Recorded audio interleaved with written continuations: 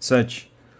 O martírio dos 7 irmãos. Aconteceu também que 7 irmãos, detidos com sua mãe, começaram a ser coagidos pelo rei a tocar na proibida carne de porco, sendo por isso atormentados com flagelos e nervos. Um dentre eles, fazendo-se porta-voz dos outros, assim falou: Que pretendes interrogar e saber de nós? Estamos prontos a morrer, antes que a transgredir as leis de nossos pais. O rei, enfurecido, ordenou que se pusessem ao fogo assadeiras e caldeirões. Tornados esses logo incandescentes, ordenou que se cortasse a língua ao que se havia feito porta-voz dos outros, e lhe arrancassem o couro cabeludo e lhe decepassem as extremidades. Tudo isto aos olhos dos outros irmãos e de sua mãe. Já mutilado em todos os seus membros, mandou que o levassem ao fogo e o fizessem assar, enquanto ainda respirava. Difundindo-se abundantemente o vapor da assadeira, os outros exortavam-se entre si com sua mãe a morrer com valentia, e diziam: O Senhor Deus nos observa e tem verdadeiramente compaixão de nós, segundo o que Moisés declarou no seu cântico, que atesta abertamente. Ele terá compaixão de seus servos. Tendo passado primeiro dessa forma a outra vida, trouxeram o segundo para o suplício. Tendo-lhe arrancado a pele da cabeça com os cabelos, perguntaram-lhe: Queres comer antes que teu corpo seja torturado, membro por membro? Ele, porém, na língua de seus pais, respondeu: Não. Por isso foi também submetido aos mesmos tormentos que o primeiro. Chegando já ao último alento, disse: Tu, acelerado, não tiras dessa vida presente, mas o Rei do mundo nos fará ressuscitar para uma vida eterna. A nós que morremos por suas leis. Depois deste, começaram a torturar o terceiro. Intimado e por fora a língua, ele se apresentou sem demora e estendeu suas mãos com intrepidez, dizendo nobremente: Do céu recebi esses membros e é por causa de suas leis que os desprezo, pois espero dele recebê-los novamente. O próprio rei e os que rodeavam ficaram espantados com o ânimo desse adolescente, que em nada reputava os sofrimentos. Passado também este a outra vida, começaram a torturar da mesma forma ao quarto, desfigurando-o. Estando ele já próximo a morrer, assim falou: É desejável passar para outra vida às mãos dos homens, tendo da parte de Deus a esperança de ser um dia ressuscitado por ele. Mas para ti, ao contrário, não haverá ressurreição para a vida. Imediatamente trouxeram à frente o quinto, começando a torturá-lo. Ele, porém, fixando os olhos sobre o rei, disse: Tendo autoridade sobre os homens, tu, embora sejas corruptível, fazes o que bem queres. Não penses, porém, que o nosso povo tenha sido abandonado por Deus. Quanto a ti, espera um pouco e verás o seu grande poder, como ele há de atormentar a ti e a tua descendência. Depois deste, trouxeram o sexto, que disse antes de morrer: Não te iludas em vão, nós sofremos tudo isto por nossa própria causa, porque pecamos contra o nosso Deus, acontecendo-nos em consequência coisas espantosas. Tu, porém, não crês que ficarás impune, depois de teres empreendido fazer guerra contra Deus. Mas, sobremaneira admirável e digna de abençoada memória foi a mãe, que, vendo morrer seus 7 filhos, no espaço de um só dia, soube portar-se animosamente por causa das esperanças que no Senhor depositava. A cada um deles exortava na língua de seus pais, cheia de nobres sentimentos, animando com coragem viril o seu raciocínio de mulher, e lhe dizia: Não sei como é que viestes a aparecer no meu seio, nem fui eu que vos dei o espírito e a vida, nem também fui eu que dispus organicamente os elementos de cada um de vós, mas o Criador do mundo, que formou o homem em seu nascimento e deu origem a todas as coisas. É Ele que os retribuirá na sua misericórdia, o espírito e a vida, uma vez que agora fazeis pouco caso de vós mesmos, por amor às suas leis. Antíoco suspeitou estar sendo vilipendiado e desconfiou ser de censura aquela voz. Estando, pois, ainda em vida, o mais moço começou a exortá-lo, não só com palavras, mas ainda com juramentos que lhe assegurava que o faria rico e o tornaria feliz, contanto que abandonasse as tradições dos antepassados, mas que o teria na conta de seu amigo e lhe confiaria altos encargos. Como não lhe desse o moço a mínima atenção, o rei mandou chamar a mãe, para convidá-la a fazer-lhe conselheira de salvação para o rapaz. Tendo-a exortado longamente, ela aceitou tentar persuadir o filho. Inclinou-se para este e, ludibriando o cruel tirano, assim falou na língua de seus pais: Filho, tem compaixão de mim, que por 9 meses te trouxe em meu seio e por 3 anos te amamentei.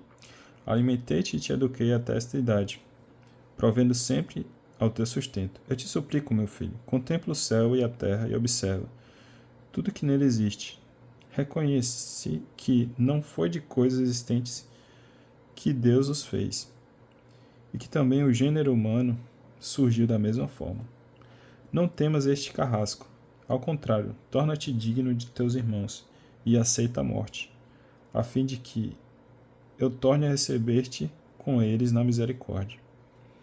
Mal estava ela terminando de falar quando o rapaz disse: Que estás esperando? Eu não obedeço ao mandamento do rei. Ao mandamento da lei, porém, que foi dado aos nossos pais por meio de Moisés. A esse eu obedeço. Quanto a ti, que te fizeste o inventor de toda a maldade que se abate sobre os hebreus, não escaparás às mãos de Deus. Porquanto nós, é por causa dos nossos pecados que padecemos. E se agora, a escopo de castigo e de correção, o Senhor que vive está momentaneamente irritado contra nós, ele novamente se reconciliará com os seus servos. Mas tu, ó ímpio e mais acelerado de todos os homens, não te eleves estultamente, agitando-te em vãs esperanças, enquanto levantas a mão contra seus servos. Pois ainda não escapaste ao julgamento de Deus Todo-Poderoso que tudo vê. Nossos irmãos agora, depois de terem suportado uma aflição momentânea por uma vida imperecível, morreram pela aliança de Deus. Tu, porém, pelo julgamento de Deus, hás de receber os justos castigos por tua soberba.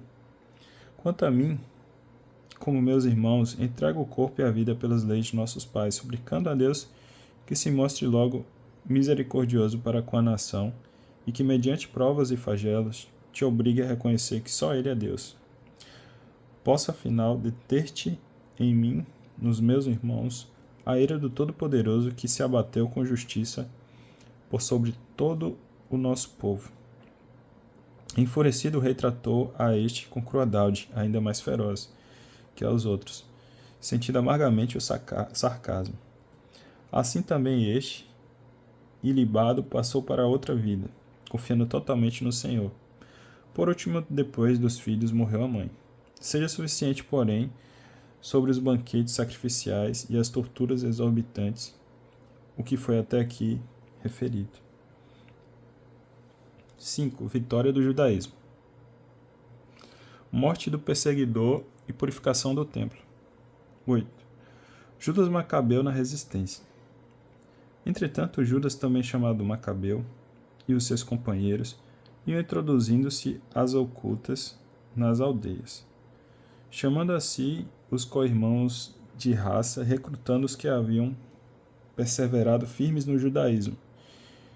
Chegaram a reunir cerca de 6.000 pessoas e invocavam o Senhor a fim de que volvesse a olhar para o povo espezinhado por todos, que tivesse piedade também do templo, profanado pelos ímpios, que se compadecesse ainda da cidade arruinada e em vias de ser nivelada ao solo, e escutasse os clamores do sangue que lhe gritava até ele.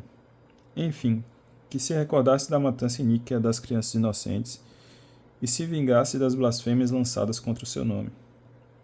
Transformado a sua gente em grupo organizado, o Macabeu começou a tornar-se irresistível para os pagãos, tendo se mudado em misericórdia à cólera do Senhor. Chegando de improviso às cidades e aldeias, ateava-lhes fogo, e apoderando-se de pontos estratégicos, infligia ao inimigo pesadíssimas perdas. Para tais incursões escolhia de preferência a noite como cúmplice.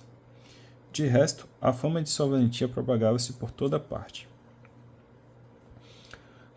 Campanha contra Nicanor e Górgias. Filipe, vendo este homem chegar pouco a pouco ao sucesso e cada vez mais solidamente progredir nas vitórias, escreveu a Ptolomeu, estratego da Celecília e da Fenícia, para que viesse em socorro dos interesses do rei. Este escolheu sem demora Nicanor, filho de Patroclo, e um dos primeiros amigos do rei, confiando-lhe o comando de não menos de 20.000 pagãos de todas as raças, e enviando-o com a ordem de exterminar todo o povo dos judeus. Mas associou-lhe também Górgias, general de profissão e experimentado em assuntos de guerra. Nicanor tinha se proposto, por seu turno, com a venda dos judeus a serem aprisionados, levantar a quantia de 2.000 talentos, que era o tributo devido pelo rei aos romanos. Sem demora, por isso, mandou mensageiros às cidades do litoral, convidando-as a virem comprar escravos judeus, chegando a prometer 90 cabeças por um talento. É que ele não contava com o castigo que deveria alcançá-lo da parte do Todo-Poderoso. Entretanto, a notícia do avanço de Nicanor chegou a Judas, o qual notificou aos seus a aproximação do exército. Os que ficaram com medo e não confiavam na justiça de Deus fugiram para se porem a salvo e abandonaram o seu posto. Os outros, porém, vendiam tudo o que lhes havia restado e ao mesmo tempo suplicavam ao Senhor que conservassem livres aqueles que, pelo ímpio Nicanor, já tinham sido vendidos, antes mesmo do combate. E isto, se não por causa deles, ao menos em consideração das alianças concluídas com seus pais e por causa de seu nome augusto e cheio de majestade que eles invocavam. Reunidos então seus companheiros, em número de 6.000, o Macabeu exortou-os repetidamente a que não se deixasse amedrontar diante dos inimigos, nem se preocupasse com a multidão enorme de pagãos que injustamente vinham atacá-los, mas que lutassem com bravura.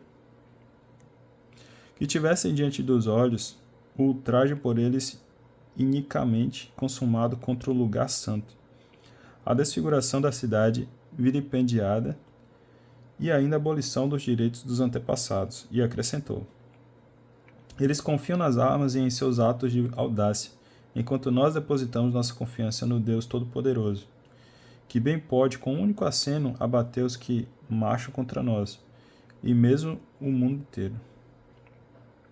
Além disso, recordou-lhes os socorros que seus antepassados haviam recebido, especialmente o que ocorrera no tempo de Senequeribe, quando pereceram 185.000 homens, e também a batalha que se travou na Babilônia contra os Gálatas, quando 8.000 ao todo, junto com 4.000 macedônios, entraram em combate. Os 8.000, estando os macedônios em dificuldade, aniquilaram 120.000 inimigos, graças ao socorro que lhes veio do céu, e ainda recolheram imensos despojos.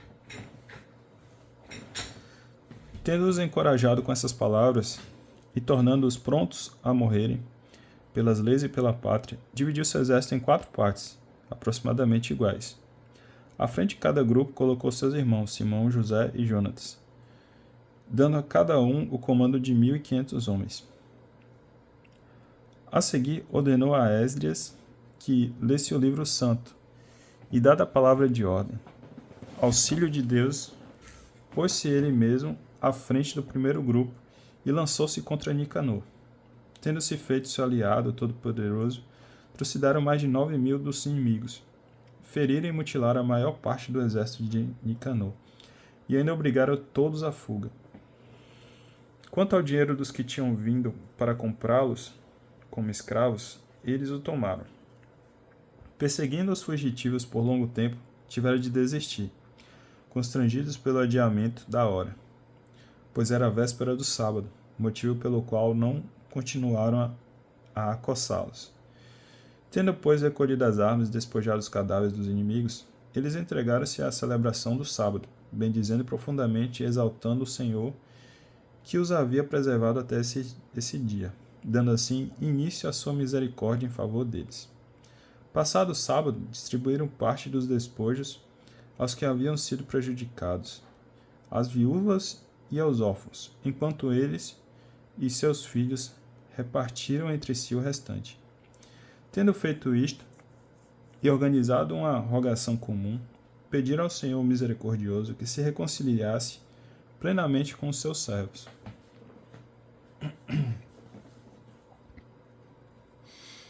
Timóteo e Baquide são derrotados. A seguir, defrontando-se com os soldados de Timóteo e de Baquides, mataram mais de 20.000 dentre eles e apoderaram-se facilmente de algumas fortalezas em pontos elevados. E dividiram os abundantes despojos em partes iguais, uma para si e outra para os prejudicados, os órfãos e as viúvas e também os anciãos. Com diligência recolheram as armas dos inimigos, depositando-as todas em lugares convenientes. Quanto ao restante dos despojos, transportaram-nos a Jerusalém. Mataram o Filarca, um dos homens mais chegados a Timóteo, celerados da pior espécie, que havia afligido muitíssimos judeus. Finalmente, ao celebrarem na pátria os festejos pela vitória, queimaram vivos os que haviam incendiado os portais sagrados, e com eles Calístenes, todos refugiados no mesmo esconderijo. Assim receberam a digna recompensa de sua impiedade. Fuga e confissão de Nicanor. O celeradíssimo Nicanor, que fizera vir os 1.000 negociantes para a venda dos judeus, foi humilhado com a ajuda do Senhor. Por aqueles que eram tidos por ele na mínima conta, teve de depor suas vestes esplêndidas e, dispensando toda a comitiva, atravessou o interior do país à maneira de um escravo fugitivo, até chegar a Antioquia. E ainda podia dar-se por muito bem sucedido em vista da ruína de seu exército. Assim, aquele que havia assumido o empenho de saldar o tributo devido aos romanos com a venda dos prisioneiros de Jerusalém, começou a proclamar que os judeus tinham um defensor e que justamente por isto eram os judeus invulneráveis, porque seguiam as leis por ele estabelecidas. 9. Fim do Antíoco Epífanes. Por essa mesma ocasião, sucedeu que Antíoco teve de voltar desordenadamente das regiões da Pérsia. De fato, havendo entrado na cidade chamada Pesépolis, tentou despojar-lhe o templo e dominar a própria cidade. A multidão, por isso, irrompendo, recorreu às armas, e o resultado foi que Antíoco, acossado pelos habitantes do país, teve de empreender uma retirada vergonhosa. Estando ele perto de Ecbátana, chegou-lhe a notícia do que havia acontecido a Nicanor e aos homens de Timóteo. Fora de si pela cólera, pensou em fazer pesar sobre os judeus também a injúria dos que a haviam posto em fuga. Por esse motivo ordenou ao cocheiro que completasse o percurso prosseguido sempre, sem parar, enquanto já acampava a sentença do céu. De fato, assim havia ele falado, na sua soberba. Farei de Jerusalém um cemitério de judeu.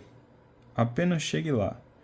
Foi quando o Senhor, que tudo vê, o Deus de Israel, feriu-o com uma doença incurável e invencível. Apenas terminara ele a sua frase, acometeu uma dor insuportável nas entranhas e tormentos atrozes no ventre. Isso era plenamente justo em quem havia atormentado as entranhas dos outros com numerosas e rebuscadas torturas.